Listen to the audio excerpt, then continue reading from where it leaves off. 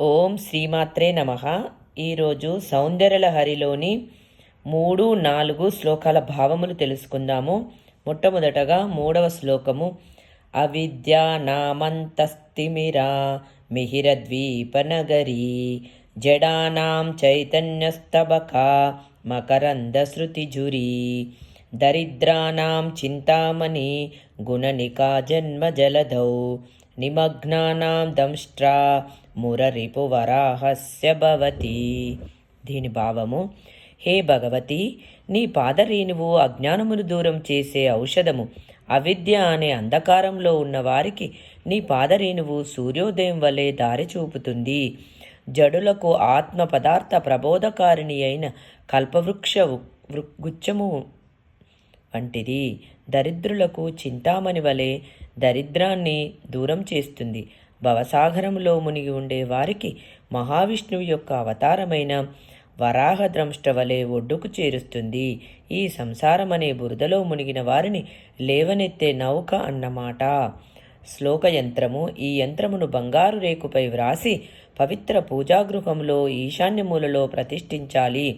సాధకుడు స్నానాదులు చేసి యంత్రమును ప్రాణప్రతిష్ఠ, ఆవహనాది షోడశోపచారములతో పూజించాలి. 54 రోజులు పూజాంతమున ప్రతిరోజు మినపగారెలు నివేదన చేయాలి. ఆ తర్వాత అదే ఆసనంపై ఏకాగ్రచిత్రుడై పై శ్లోకాన్ని బీజాక్షరయుక్తంగా 2000 సార్లు జపించాలి. అలా చేసిన సాధకుడు వేదవదుడవుతాడు. దీనికి ఇంకొక పద్ధతి.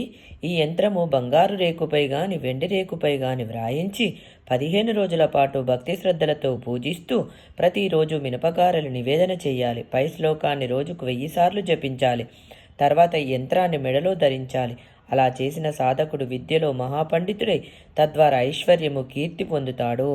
మంత్రశాస్త్రంలో విద్యను సాధించడానికి నీల సరస్వతి మంత్రము, దానికి సంబంధించిన యంత్రాసుష్టానాలు చెప్పబడ్డాయి. 4వ శ్లోకము.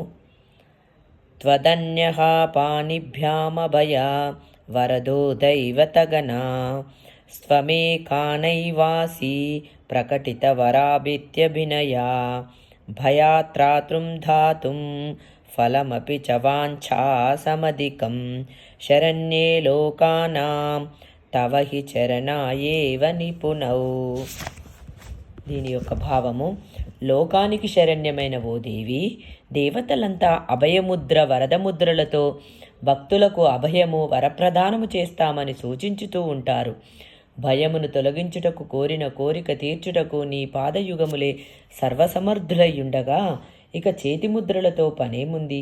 నీ పాదములను ఆశ్రయించిన భక్తులకు భయము నశించి కోరిన దానికంటే ఎక్కువ ఫలము కలుగుతుంది కనుక సమస్త లోకానికి నీ పాదాలే శరణ్యం తల్లి. తంత్రము. ఈ యంత్రాన్ని బంగారు రేకుపై వ్రాయించి పవిత్ర పూజాగృహంలో తూర్పు దిశగా ప్రతిష్ఠించి షోడచోపచారాలతో భక్తిగా అర్పించాలి. 36 రోజులు పూజ చేస్తూ ప్రతిరోజు పసుపు, పులుసు కలిపిన పులిహోరను నైవేద్యం చెయ్యాలి. పై శ్లోకాన్ని రోజుకు 1000 సార్లు బీజాక్షరయుక్తంగా పఠించాలి. పై యంత్రంలో ఇచ్చినట్లు ధుమ్ అనే బీజాక్షరము లిఖించి పూజిస్తే రోగాల నుండి విముక్తి లభిస్తుంది. కొన్ని గ్రంథాలలో శ్రీం అనే బీజాక్షరము ఇవ్వబడింది. ఈ యంత్ర ఉపాసన వల్ల ఈ యంత్రము బంగారు రేకుపై చెక్కించి ఉపాసిస్తే ఐశ్వర్యప్రదము. వెండి రేకుపై గాని రాగి రేకుపై గాని వ్రాసి ఉపాసిస్తే రోగ నివారణ జరుగుతుందని విజ్ఞులు చెప్పారు. వేదంలో శ్రీ సూక్తంలో ఐశ్వర్యాన్ని పొందడానికి శ్రీదేవి ఉపాసన చెప్పబడింది. వేదంలో శ్రీయం పంచదశక్షం శ్రీకామస్తతంజపేత్ 15 సూక్తములతో శ్రీ సూక్తము శ్రీకాముల కోసం చెప్పారు. రోగనాశనానికి మంత్రశాస్త్రంలో విశాల యక్షిణి యంత్రము మంత్రము చెప్పబడింది. చింత చెట్టు కింద కూర్చొని పవిత్రంగా నియమముగా దేవి మంత్రాన్ని 1,00,000 జపం చేయాలి. తర్వాత అంటే 1,00,000లో 10వ వంతు హోమ మంత్రాలతో హోమం చెయ్యాలి. అప్పుడు దేవి సంతృప్తి చెంది రోగ వినాశకరమైన రసమును ఇస్తుంది. దానితో సాధకుడు సంపూర్ణ ఆరోగ్యవంతుడవుతాడు. పై మంత్రతంత్రాల గాక మరొక దరిద్ర నాశనానికి మంత్రశాస్త్రంలో కుబేర మంత్రము చెప్పబడింది.